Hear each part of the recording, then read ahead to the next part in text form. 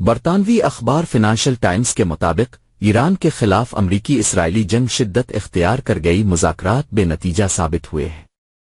علاقے میں مزید 3500 امریکی فوجی پہنچ گئے۔ مشرق وسطی کی جنگ میں امریکہ اور اسرائیل کی ایران کے خلاف کارروائیوں میں ہفتے کے آخر میں شدت دیکھی گئی۔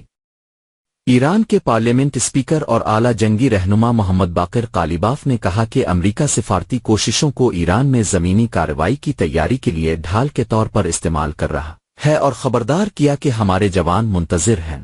یہ بیان اس وقت سامنے آیا جب پاکستان، ترکی، مصر اور سعودی عرب کے وزرائے خارجہ اسلام آباد میں جمع ہوئے تاکہ دونوں فریقوں کو جنگ ختم کرنے پر راضی کیا جا سکے۔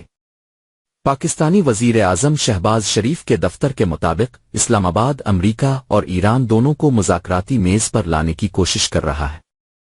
ایرانی صوبے گیلان کے قصبے پر امریکہ اور اسرائیل نے فضائی حملہ کیا جس میں 2 افراد شہید اور 5 زخمی ہو گئے۔ شیراز شہر میں بھی 4 دھماکے سنے گئے ہیں۔ ایرانی میڈیا کا کہنا ہے کہ امریکہ اور اسرائیل کی جانب سے فضائی حملہ ایک رہائشی علاقے پر کیا گیا ہے جس میں عام شہری متاثر ہوئے ہیں۔ زخمیوں کو فوری طور پر قریبی اسپتال منتقل کر دیا گیا ہے جہاں انہیں طبی امداد دی جا رہی ہے۔ ایران کی وزارت خارجہ کے ترجمان ڈاکٹر اسماعیل بائی نے کہا ہے کہ امریکہ کا 15 نکاتی امن منصوبہ غیر معقول اور بنیادی حقوق کے خلاف ہے۔ امریکہ نے ایران کو پاکستان کے ذریعے 15 نکاتی امن منصوبہ بھیجا۔ واشنگٹن سنجیدہ نہیں، ایسی شرائط پر سرکاری موقف دینا ضروری نہیں سمجھتے۔ امریکہ سے جوہری مذاکرات میں ایران نے انتہائی لچک دکھائی۔ برطانوی حکام نے بھی اعتراف کیا کہ عمانی وزیر خارجہ نے درست کہا تھا، معاہدہ انتہائی قریب تھا، مگر ٹرمپ نے یہودی لابی کی وجہ سے علاقائی امن کو انتہائی خطرے میں ڈال دیا۔ لنکرز کلب کے سابق چیئرمین کمال رضوی نے الفارن وزیر خارجہ کے اس بیان کو بے حد سراہا اور امریکی صدر ٹرمپ کو ذہنی مریض قرار دیتے ہوئے کہا کہ ٹرمپ اپنے مجرمانہ ماضی کی وجہ سے اپنا ذہنی توازن کھو بیٹھا ہے اور تاریخ میں ایک نیا ہٹلر بن کر زندہ رہنا چاہتا ہے۔ روس نے 1 اپریل سے دنیا کو پیٹرول کی فراہمی پر مکمل پابندی کا باضابطہ اعلان کر دیا۔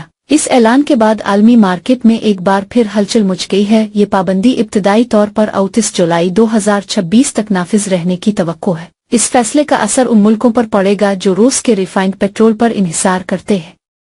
ان میں چین، ترکی، برازیل اور افریقہ کے کئی ممالک شامل ہیں۔ مشرق وسطی میں بڑھتے ہوئے جغرافیائی سیاسی کشیدگی اور تیل کی بین الاقوامی قیمتوں میں اتار چڑھاؤ کے پیش نظر پیوٹن حکومت نے اپنے بفر اسٹاک کو محفوظ کرنے کا فیصلہ کیا ہے۔ روس چاہتا ہے کہ اس کے عوام اور صنعتیں سستے پیٹرول کا فائدہ اٹھا سکیں اور ملک کے اندر مہنگائی قابو میں رہے۔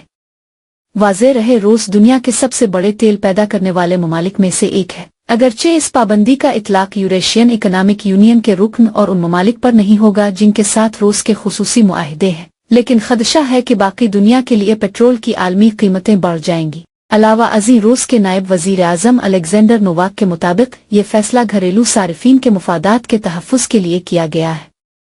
روس میں کھیتی کے موسم اور ریفائنریز کی طےشدہ دیکھ بھال کے دوران پیٹرول کی مانگ بڑھ جاتی ہے۔ یوکرین کے صدر زیلنسکوی نے قطر کا دورہ کر کے وہاں کے قطری ملٹری چیف سے ملاقات کر کے اس کے ساتھ ایک الفار ڈیفنس معاہدہ کیا ہے جس کی روس سے یوکرین اپنے فوجی ایکسپرٹ قطر میں تعینات کر کے ایران سے آنے والے میزائل کو فضا ہی میں تباہ کر دے گا۔ یوکرین کے صدر نے قطری شیخ کو بتایا کہ ہم پہلے ہی رشیا کے ساتھ جنگ میں اس ٹیکنالوجی کو استعمال کرتے رہے ہیں۔ واضح رہے کہ خلیجی ممالک ایرانی حملوں کو روکنے کے لیے پیٹریوٹ اور تیگ استعمال کر رہے ہیں جو کافی مہنگے ثابت ہو رہے، جبکہ یوکرین اربوں کو سستے ترین میزائل دینے کو تیار ہو گیا ہے۔ واضح رہے کہ یہ وہی سستے ترین میزائل ہیں جو امریکہ نے یوکرین کو روس سے لڑنے کے لیے دیے تھے۔ اب یہی میزائل یوکرین قطر کو سستے دینے کو تیار ہو گیا ہے۔